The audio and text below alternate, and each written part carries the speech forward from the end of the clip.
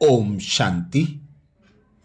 कलयुग अब थोड़ा सा बचा है, अर्थात कलयुग अब बच्चा नहीं है। अब वह अपनी अंतिम सांसें गिन रहा है। कई लोग यह प्रश्न करते हैं कि अब कलयुग के कितने साल बाकी हैं। काल चक्र की अवधि का ज्ञान स्वयं परमात्मा निराकार शिव संगम युग अर्थात वर्तमान समय पर हमें देते हैं, लेकिन इसके अंत की तिथि नहीं बताते कि कलयुग कब पूरा हो रहा है। क्योंकि मान लो आज इसके अंत की तिथि बता दें तो चारों ओर हाहाकार मच जाएगा, अशांति फैल जाएगी।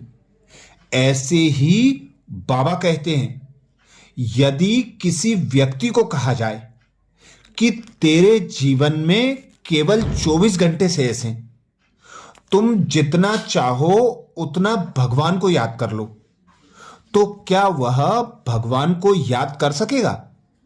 क्योंकि तब वह टाइम कॉन्सेंस हो जाएगा। एक एक घड़ी बीतने के साथ उसका ध्यान मौत की घड़ी पर टिक जाएगा। वह अपने मन को भगवान की याद में एकाग्र नहीं कर पाएगा। उसको कोई कहे चलो तुम भगवान को याद नहीं कर सकते तो तुम्हारे पास जो कुछ भी है उसका दान करके पुण्य कमा लो, तो वह दान भी नहीं कर सकेगा। क्योंकि उसको संशय रहता है कि अगर 24 घंटे बाद नहीं मरा तो समय पर उसको भरोसा भी नहीं है। इसलिए ना तो वह भगवान को याद कर सकता है और ना ही वह दान करके पुण्य कमा सकता है। अगर भगवान भी तारीख, वार, समय, घड़ी बता दे तो भी कोई भी उसको याद नहीं कर पाएगा। क्योंकि हमारा ध्यान भी समय के साथ जुड़ जाता है। इसलिए भगवान ने केवल यह कहा है कि बहुत गई थोड़ी रही, अब थोड़ी की भी थोड़ी रही है। इसलिए अब ज्यादा वक्त नहीं है।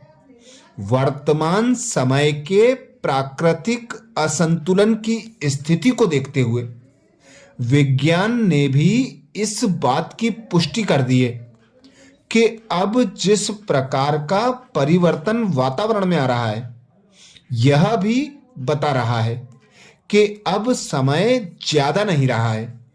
दुनिया भर के वैज्ञानिक भी ग्लोबल वार्मिंग को लेकर चिंतित हैं कि दुनिया का तापमान अगर 4-5 डिग्री बढ़ गया तो इस सृष्टि पर मनुष्यों की हालत कैसी हो सकती है। उसकी कल्पना शायद आज का मानव नहीं कर सकता है। जिस प्रकार ग्रीन हाउस इफेक्ट बढ़ने लगा है, वातावरण में प्रदूषण बढ़ता जा रहा है, ओजोन परत में छेद बढ़ते जा रहे हैं और ऑक्सीजन का स्रोत वृक्ष कटते जा रहे हैं। इंसान के जीने के लिए अति आवश्यक वस्तुएं प्राप्त नहीं हो रही हैं। यह सभी बातें इस बात की पुष्टि करती हैं कि अब यह समय ज्यादा नहीं चलेगा। एक बार हमारा जंगल विभाग के लोगों से मिलना हुआ। उनसे बातचीत करते समय उनसे पूछा कि संसार में इस जनसंख्या को जीवित रखने के लिए कितने प्रतिशत जंगल होने चाहिए। तब उन्होंने कहा इस जनसंख्या को जीवित रखने के लिए कम से कम 33% जंगल चाहिए। फिर पूछने पर कि इस समय दुनिया के अंदर अभी कितना प्रतिशत जंगल है, तब उन्होंने कहा कि कागजों में 14% हैं, जबकि वास्तविकता के धरातल पर मात्र 11% हैं। और यह भी अगर 9% हो जाए तो मनुष्य जीवन असंभव हो जाएगा, क्योंकि रात्रि के समय में वनस्पति जगत भी ऑक्सीजन लेने लगता है। आधी रात के बाद या ब्रह्म मुहूर्त में वातावरण में सिर्फ 2% ऑक्सीजन हो जाता है।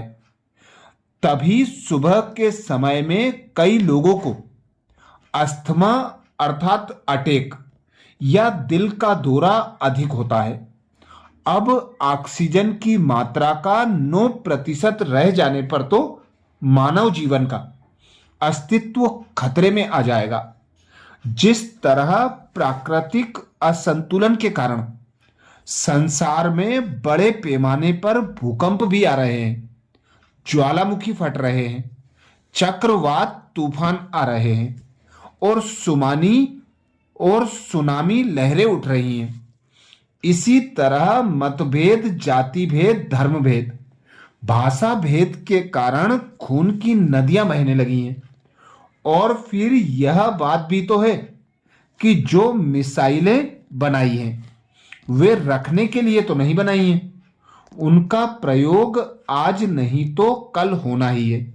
जब विनाश के सारे साधनों का कंप्यूटरीकरण हो गया है तो केवल एक बटन दबाने की देरी है कि पूरी दुनिया का विनाश हो सकता है। सोचने की बात यह है कि संयुक्त राष्ट्र संघ चाहे कितने ही देशों से संधियों पर हस्ताक्षर करा ले, लेकिन विश्व युद्ध ना हो, परंतु परिवर्तन की प्रक्रिया में पुरानी दुनिया का विनाश और नई दुनिया की स्थापना होनी है। कहा जाता है कि नर चाहत कछु और, होवत है कछु और। ईश्वरीय योजना के अनुसार यह दुनिया बदलकर नई दुनिया आने वाली है। इसलिए जब सारे मिसाइल और आणविक शस्त्रों का कंट्रोल कंप्यूटर के अधीन है, अगर कंप्यूटर में वायरस आ जाए तो एक गलत संकेत मिलने से ही विनाश लीला शुरू हो सकती है। मान लो कि कंप्यूटर को सुरक्षित रखने के लिए एंटीवायरस प्रोग्राम भी डाल दिया जाए, लेकिन मनुष्यों के दिमाग में अगर कोई नकारात्मक वृत्ति का वायरस आ जाए और मति भ्रमित होकर वह सोचे कि दबा दो बटन, खत्म करो सब खेल, मरो और मारो बस, तो कितनी देर लगेगी? इसलिए अब ज्यादा समय नहीं है। ऐसे अधर्म के समय जब हर बात की अति हो जाती है तो परमात्मा को भी गीता में दिए हुए अपने वायदे के अनुसार इस संसार में आना ही पड़ता है। पूरे विश्व में भारत अविनाशी भूमि है और भारत में भी एक साधारण मनुष्य तन का आधार लेकर ज्ञान और योग की शिक्षा देते हुए परमात्मा यही संदेश अब दे रहे हैं कि बच्चे अब वापस घर जाना है, क्योंकि अब इस दुनिया का महान परिवर्तन होना है। इस समय की मांग को देखते हुए निराकार परम पिता परमात्मा शिव कहते हैं कि हे आत्माओं, आत्म शुद्धिकरण करो, योगी बनो, पवित्र बनो। अच्छा, ये विशेष संदेश पिता निराकार परमात्मा शिव का है। ऐसे ही और विशेष वीडियो के लिए बाबा के चैनल को सब्सक्राइब करें, वीडियो को सभी भाई बहनों को शेयर करने की सेवा जरूर करें।